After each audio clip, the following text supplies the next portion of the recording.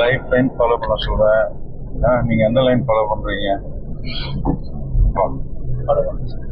இப்போ கிளாஸை முடிச்சிட்டா safety first விஷயம். ரெண்டு விஷயம் அதில் இருக்குன்னு சொல்கிறேன். முதல் விஷயம் ஸ்டேரிங் கண்ட்ரோல், ரெண்டாவது விஷயம் சேஃப்டி. இந்த ரெண்டுமே வேணாம்னா எப்படி கண்ட்ரோல் வரும்? நம்மையா வருமா? அப்புறம் ரைட் இண்டிகேட்டர் போட்டுக்கோ, மிரர் பார்த்து லைட்டாக ரைட்டாக போ.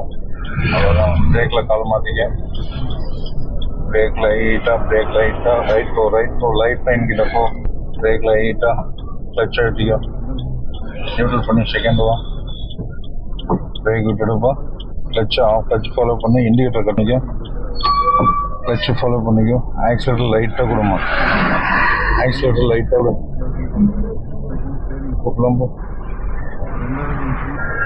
ஆக்சிலேட்டர் கொடு. கீருக்கு உண்டான ஸ்பீட் என்கேஜ் பண்ணணும். வேற மாற்றிப்போ,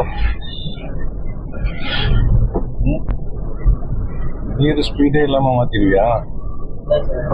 அப்புறம் ரெண்டு விஷயம் கவனத்தில் இருக்கணும். ஆமாம், வேகத்தை குறை, கீரை குறை.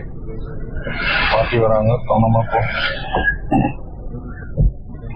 கிளச் மட்டும் ஃபாலோ பண்ணிட்டு வா, கிளச் மட்டும் ஃபாலோ பண்ண. ஃபஸ்ட்டு வந்துட்டே இரு கூட, ஆக்சிலேட்டர் கூட. இப்போ கூட ஏதாவது டிஸ்டர்பன்ஸ் இருக்குதா? சைலண்டாக போகுது பாரு வண்டி, அந்த மாதிரி இருக்கணும். பார்த்து கிளச்சை கண்ட்ரோலாக எடுத்துட்டு வா, போக்கலாம். கூட ஆக்சிலேட்டர் கூட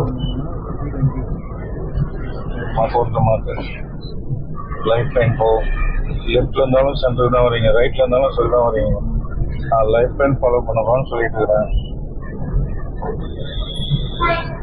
அப்புறம் போகும்போது அங்கே எத்தனை வண்டி டூ வீலருங்க லெஃப்ட்ல கிராஸ் ஆச்சு. இப்போ உங்களுக்கு ரைட்ல என்ன ஒரு பெரிய வண்டி வரும்போது என்ன பண்ணுவீங்க? வருவீங்க அவங்க பார்த்துட்டு இல்லையா? அப்போ இவங்க வர்றது எப்படி கவனிப்பீங்க? பிரேக் லைட்டா ஸ்டடி பண்ணு, கீர் மாற்று. ஒரு சின்ன விஷயம் நம்ம அதை புரிஞ்சுக்கிட்டிங்கன்னா அந்த வேலையை ரொம்ப சுலபமாகும்.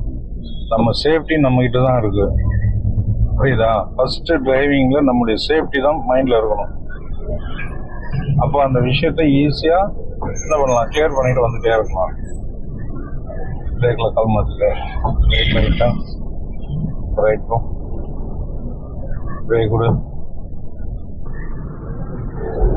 ஆக்சிலேட்டர் தொடாத, ரைட் போ, போகலாம் போ.